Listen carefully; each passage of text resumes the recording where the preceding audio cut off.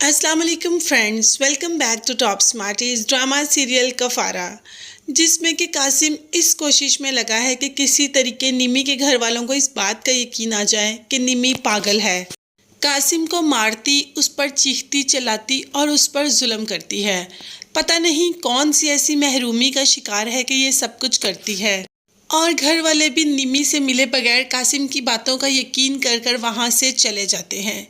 माँ देखती है कि निमी ने काफ़ी देर से कुछ नहीं खाया, क्योंकि कासिम की माँ काफ़ी नरम दिल है। जैसे ही खाना लेकर जाती है तो रास्ते से खाना कासिम पकड़ लेता है कि मैं खुद ले जाऊंगा। तो माँ दरवाजे पर बातें सुनने के लिए खड़ी हो जाती है कि आखिर निमी किस हद तक सताती है कासिम को। मगर यहाँ तो माँ खुद ही परेशान और हैरान हो जाती है कि निमी तो बिल्कुल ठीक है। जैसा कासिम बोल रहा है, निमी ऐसी कोई भी हरकत नहीं करती, बल्कि निमी तो खुद कासिम से कह रही है कि आखिर मुझे पागल साबित करके तुम क्या साबित करना चाहते हो, तुम्हें क्या मिल जाएगा। जिस पर कासिम का कहना था कि जिस तरह सितारा सुकून से अपनी ज़िंदगी गुजार रही है, वैसे ही तुम्हें पागल साबित करके मुझे भी सुकून मिलेगा, और वो सुकून मेरे हर दर्द की दुआ होगा जो तुम्हारी वजह से मुझे मिला, और खाना निमी के ऊपर गिरा देगा। माँ तो ये देखते ही हैरान और परेशान ही रह जाएगी कि उसका बेटा इस हद तक गिर गया। उसने तो अपने बेटे की तरबियत ऐसी नहीं की। माँ जो कि बहुत ही अच्छी है, अपने बेटे को इस हालत में देखकर परेशान हो जाती है कि उसका बेटा तो उसके हाथों से निकल गया। जैसी तरबियत माँ ने बेटे की थी वो तो वैसा बिल्कुल भी नहीं। उसको तो दूसरों को दर्द देने में मज़ा आ रहा है। इसका मतलब है कि बेटा गलत राह पर चल पड़ा। माँ कुछ ना कुछ ऐसा ज़रूर करेगी जिससे कासिम को इस बात का एहसास हो जाएगा कि निमी उसकी बीवी है और उसके साथ प्यार और मोहब्बत से रहना है। अब तो कासिम ने निमी से शादी कर ली, तो अब टॉर्चर किस चीज़ का बनता है। तो चलें, कासिम का पर्दा तो फाश हो ही जाएगा। यहाँ पर सालार अपने बाप से बात कर रहा है कि आपने सितारा को नौकरी देकर ये साबित करना चाहा कि सितारा आपके चुंगल में फंस जाएगी, मगर मैं ऐसा बिल्कुल भी नहीं होने दूंगा।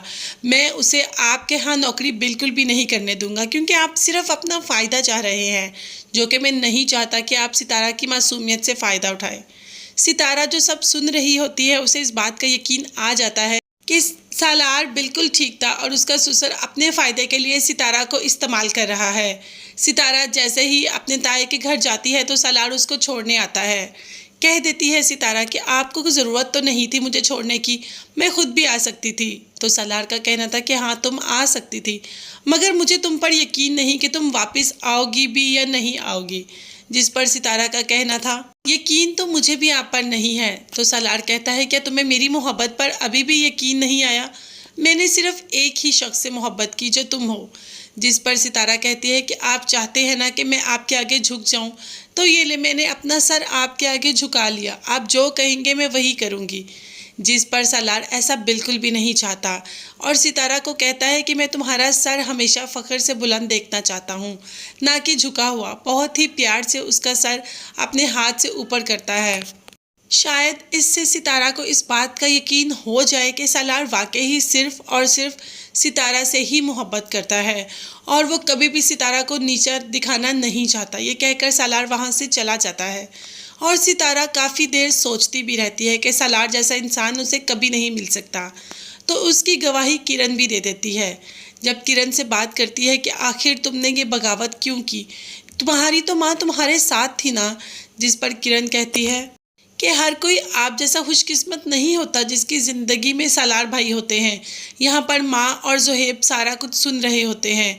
किरण कहती है कि सालार भाई बहुत अच्छे हैं, उन्होंने आपका हर वक्त साथ दिया, मगर मेरा साथ देने के लिए तो यहाँ पर कोई भी नहीं था। मेरी तो माँ ने ही एंड टाइम पर मेरा साथ छोड़ दिया, तो क्या करती मैं। एंड मुमकिन है कि किरण यहाँ पर यह भी कह दे कि तुम्हारे साथ जो हुआ वो मेरे और निमी की वजह से हुआ, और ज़ुहैब और माँ जो सब कुछ सुन रही हैं उन्हें इस बात का अंदाज़ा हो जाए कि सितारा बिल्कुल ठीक थी, उसने ऐसा कुछ भी नहीं किया। तो फ्रेंड्स, आपको ड्रामा कैसा लग रहा है? होप अब ड्रामा अपने एंड की तरफ जा रहा है और उसकी एंडिंग हैप्पी ही हो। आप सब मुझे कमेंट्स में ज़रूर बताइएगा। इसके साथ साथ मेरे चैनल को ज़रूर सब्सक्राइब कीजिएगा, साथ ही साथ बेल आइकॉन का नोटिफिकेशन ज़रूर प्रेस कर दें ताकि मेरी हर नई आने वाली वीडियो आप तक बआसानी पहुंच सके। अपना बहुत ज़्यादा ख्याल रखिएगा और अपनी कीमती दुआओं में मुझे भी याद रखिएगा। नेक्स्ट वीडियोज़ तक के लिए अल्लाह हाफिज़, bye bye and take care.